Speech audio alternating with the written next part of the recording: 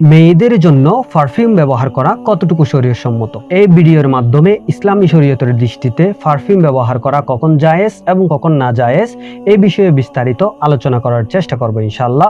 আপনি যদি এই চ্যানেলে নতুন হয়ে থাকেন তাহলে অবশ্যই সাবস্ক্রাইব করে সাথে থাকুন। বর্তমানে এমন মেয়ে খুঁজে পাওয়া কঠিন হয়ে যাবে যে মেয়ে পারফিউম ব্যবহার করে না, কিন্তু এই পারফিউম ব্যবহার করাটা কতটুকু শরীয়তসম্মত তা অনেকেই জানে না। আসুন সে বিষয়ে আমরা বিস্তারিত জেনে নিই।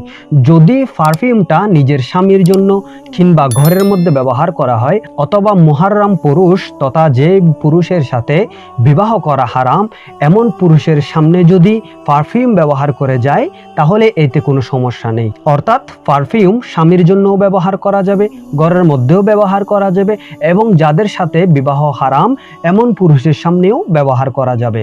আর স্বামীর জন্য পারফিউম ব্যবহার করা অত্যন্ত সওয়াবের কাজ। উলামায়ে কেরামগণ বলেছেন এটা সুন্নত, আবার অনেকে বলেছেন এটা মুস্তাহাব। আর যদি এই পারফিউম ব্যবহার করে ঘর থেকে বের হয় তাহলে সেটা হারাম হয়ে যাবে। অর্থাৎ গায়রে মুহাররাম পুরুষের সামনে যখন পারফিউম ব্যবহার করে যাবে তখন তা হারাম এবং অত্যন্ত গুনাহের কাজ। এই বিষয়ে সুনানে আবু দাউদের 4173 নম্বর হাদিসের মধ্যে স্পষ্টভাবে বলা হয়েছে, যেই নারী পারফিউম ব্যবহার করে ঘর থেকে বাহির হবে সেই নারী ব্যভিচারিণী হিসেবে গণ্য হবে। অর্থাৎ সে জেনা ব্যভিচার না করার পরেও শুধুমাত্র পারফিউম ব্যবহার করে ঘর থেকে বাহির হয়েছে, সেই জন্যও সে ব্যভিচারিণী হিসেবে গণ্য হয়ে যাবে, নাউজুবিল্লাহ। তাই আমার মা বোনদের প্রতি অনুরোধ থাকবে তারা যেন পারফিউম ব্যবহার না করে ঘর থেকে বাহির হয়। তবে হ্যাঁ, যদি পারফিউমের মধ্যে কোনো গন্ধ না থাকে অথবা ওই পারফিউমের গন্ধ কিংবা সুগন্ধি এক হাতের বাহিরে যায় না, তাহলে এইরকম পারফিউম বা সুগন্ধি ব্যবহার করা যাবে, এতে কোনো সমস্যা নেই।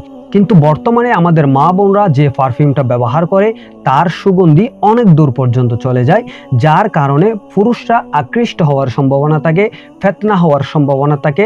তাই ইসলামী শরীয়ত এটাকে হারাম ঘোষণা করেছে। মনে রাখবেন, শুধুমাত্র পর্দা কাপড়ের নাম নয়, গন্ধও পর্দার অন্তর্ভুক্ত। তাই আমাদের এই বিষয়ে সতর্ক থাকতে হবে। আল্লাহ রাব্বুল আলামিন আমাদেরকে সঠিকভাবে আমল করার তৌফিক দান করুক, আমিন।